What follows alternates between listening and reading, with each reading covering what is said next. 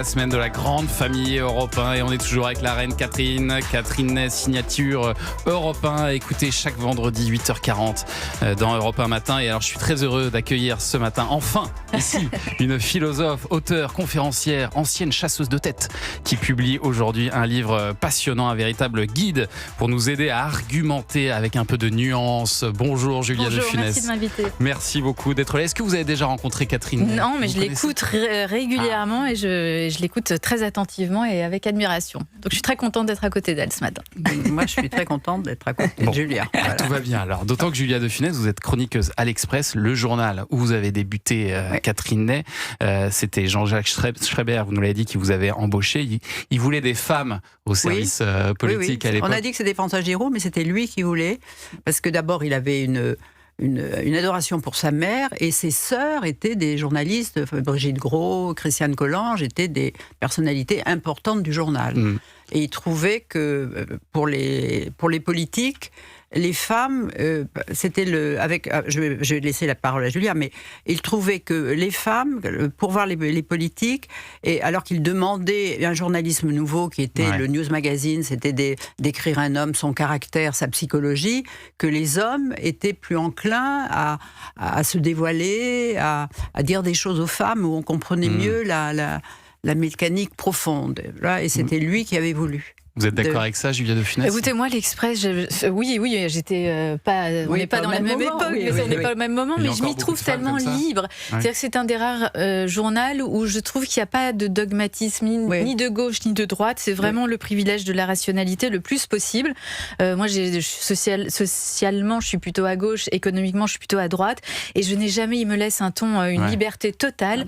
Et c'est vraiment un journal avec lequel je m'entends très bien. Je me sens très très bien dans ce journal. Et ils ont fait un très beau numéro, un double numéro là. Oui, vous êtes en couverture, il est là. C'est pas pour dire ça que je l'évoque, mais c'est parce que comme ça, avant d'acheter mon livre, les gens ont un gros entretien et ont déjà des extraits, donc comme ça, ils peuvent ne pas l'acheter au cas où ça ne leur plaît pas. Ça coûte moins cher l'Express. Et alors nous, on vous a offert le livre de Julia de Funès, Catherine Ney, je pense qu'il va vous intéresser, il s'appelle Pensée distinguée.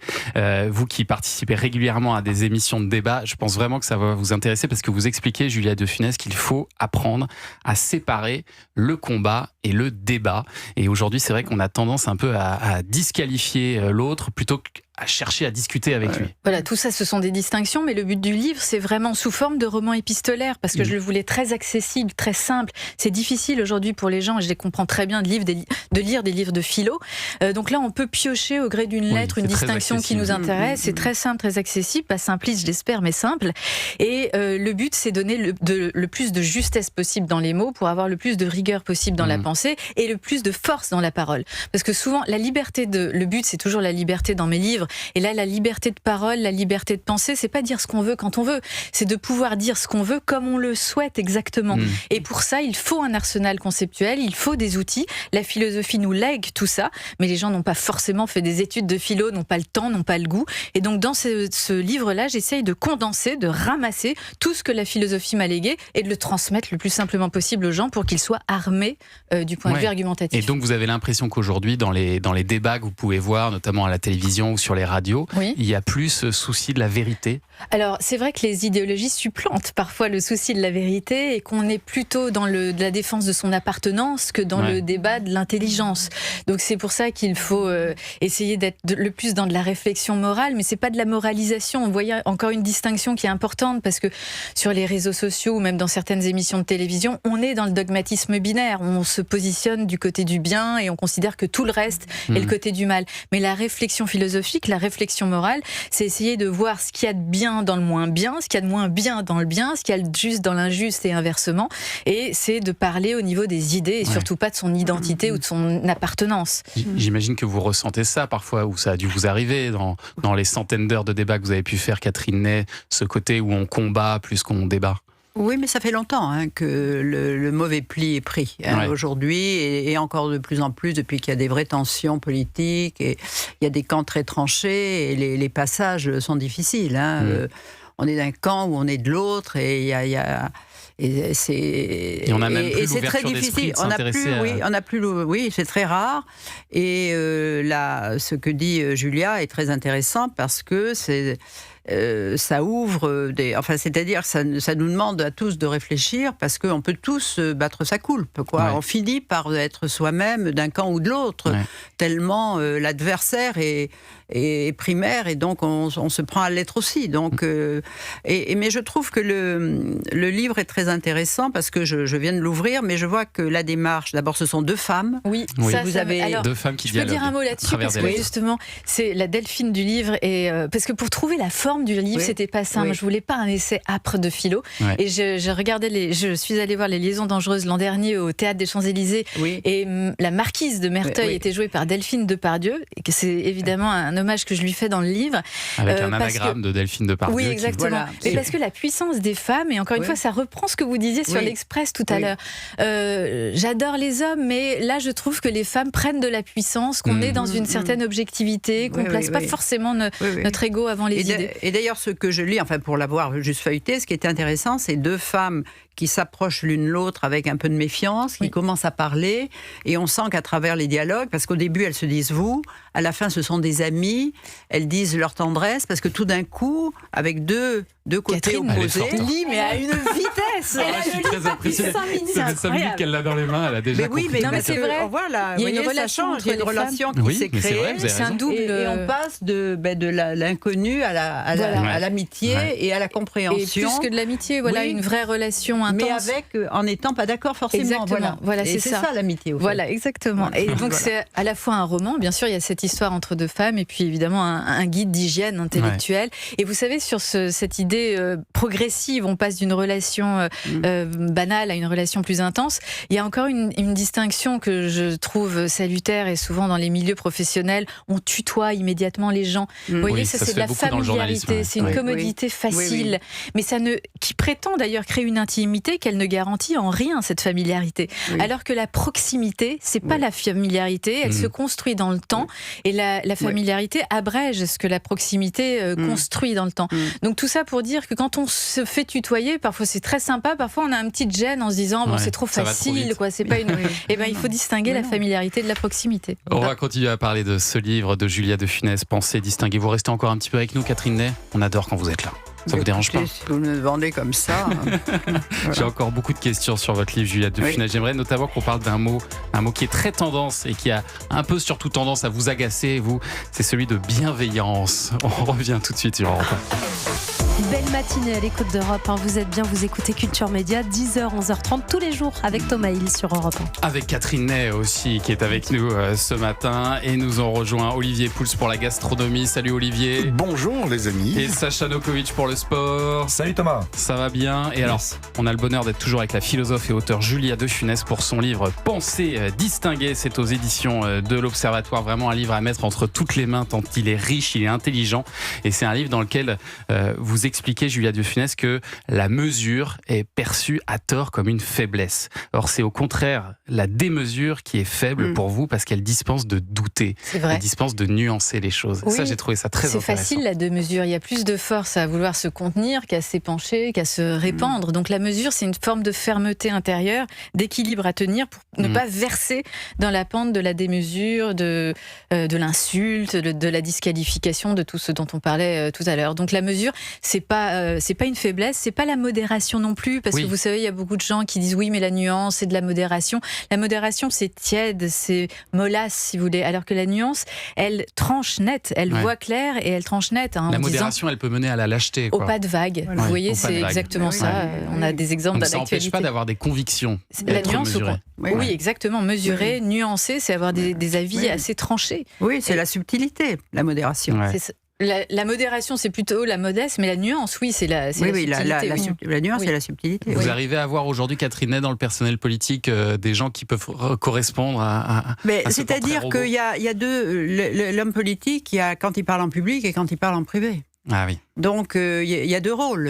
Il y a celui qui croit que c'est un champ de bataille dès qu'il est devant un micro et qui, lorsqu'on essaie de voir si le camp adverse n'a pas raison sur telle chose, ils sont beaucoup plus nuancés. Pas tous, hein, pas tous.